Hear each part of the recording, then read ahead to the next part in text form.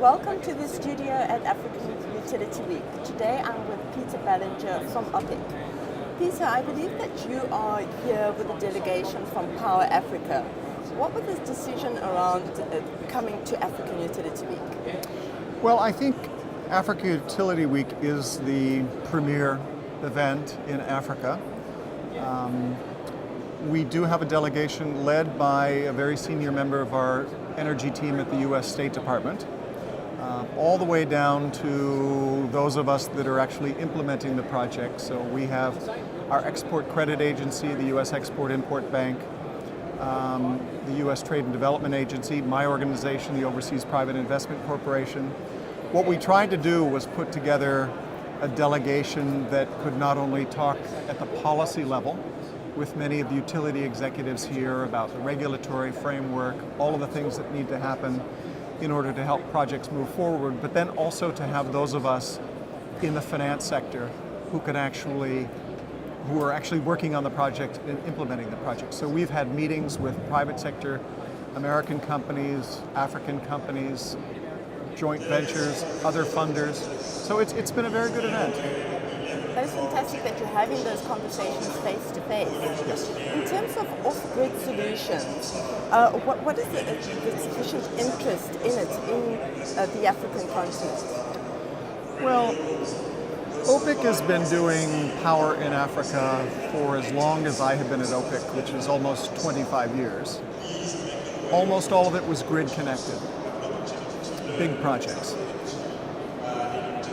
5 or 7 years ago, we began being approached by people who had off-grid solutions, primarily clean energy, solar primarily, one mini hydro in Rwanda. And what we discovered was that while we can continue to do large grid-connected projects, as a development agency, as a development finance institution, there are people in Africa who are, in all likelihood, never going to be connected to the grid. It's too expensive, and the U.S. and African partners have the expertise to deploy these, what I would call distributed power projects, so that they can help people who, again, are not going to be connected to the grid. I look at it in some ways as analogous to what Africa did in mobile telephony, where many people just catapulted over landlines. Again, they weren't going to be connected, and mobile telephony really took off in Africa. And I live in Africa now. I see people doing things much more technologically advanced with their telephones than what Americans do. So I think that has been replicated in the off-grid sector, where people are not even waiting for the grid to come to them, not South Africa, but in many African countries, and in areas of the country that are somewhat economically prosperous, whether they're agriculture or small industry, off-grid solutions really work. And they're clean, by and large.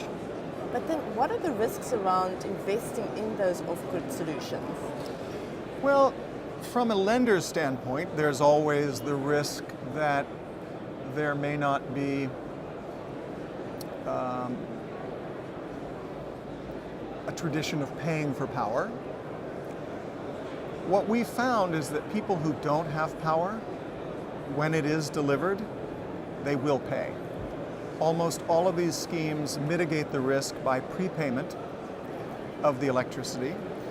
And this is where mobile telephony comes in as well, because you don't have to go down to the local shop to pay it or find the utility. You can actually top up your meter on your mobile telephone. So people have power when they need it. And we have not had any of the projects, they're new, but we have not had any of the projects that have run into non-payment issues.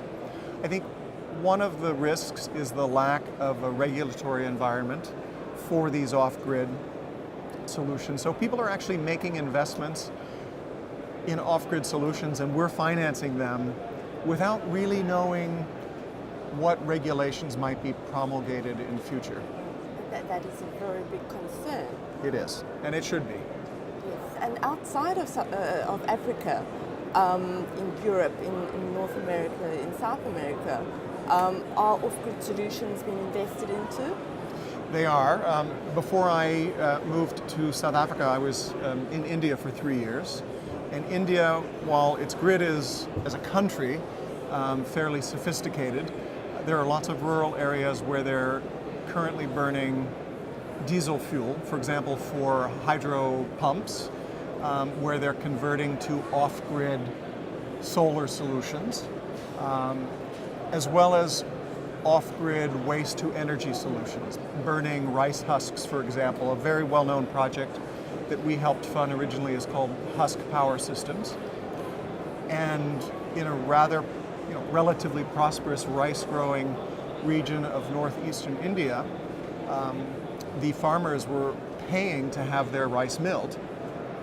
Now the farmers are actually getting paid to deliver the rice husks as an energy input to the millers, who then mill it and sell it to the people who are producing the electricity by gasifying rice husks. So it has the potential to be very transformative in and it's completely regions. Sustainable. And it's completely sustainable and scalable. You don't want to do just one village or 2 villages. I think Husk Power right now is probably up to 200, 300 villages. It's really what we want to do here in Africa. We don't want to have an off-grid solution that just helps a small number of villages. We want to work with investors who can scale it to villages throughout a region across the country, and then potentially even create mini-grids where they might be connected, even though they're not going to be connected necessarily to the national grid. You mentioned the regulatory environment and the concerns around that. What would you advise governments? Well, in fact, we are advising governments through the Power Africa program. In many countries, there is a technical or transactions advisor.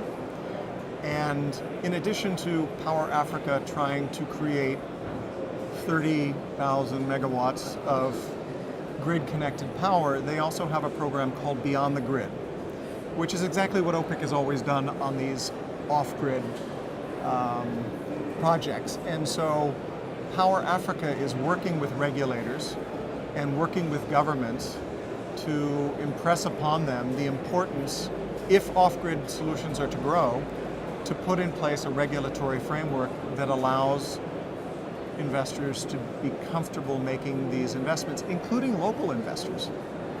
The foreign investors have come in first, largely because they wanted to do something that was highly developmental. But I think when the second wave of investors come in who are really looking for that market opportunity, they're going to look to the regulatory framework to reassure their investors, their boards of directors and such, that it is a sustainable, commercially viable, and safe investment to make. And lastly, you've been involved in a lot of projects worldwide. Which one has been the most interesting for you and why? Well, I think in Africa, on the large scale, the most interesting one was the Togo project, gas-fired, that we did with Contour Global. Primarily because it doubled or maybe even tripled generation capacity in Togo. So that, for a country like Togo that had a strong energy deficit, that was very good to work on. Gigawatt Global in Rwanda, which outside of South Africa is the largest grid-connected solar project in sub-Saharan Africa, which I think increased Rwanda's generation capacity by 6 or 7%, 8.5 megawatts. That was interesting. Deventus in East Africa, which is selling solar panels with a prepayment mechanism that essentially allows the purchaser or the renter, rent to purchase, I guess the customers would be called, with a light bulb and a cell phone charging unit. And it's sellable. They're working with a mobile telephone company, and they're working with an existing consumer goods company. So there are ready-made outlets throughout East Africa that can sell this very inexpensive technology. So one is grid connected, one is our first clean solar power project outside of South Africa, and the other one is, I think, very innovative in serving the kinds of people in sub-Saharan Africa that really, as a development agency, we want to reach, in addition to putting more power onto the grid. We've had some very interesting projects both on grid and off grid, and thank you very much for sharing those with us, and thank you for watching.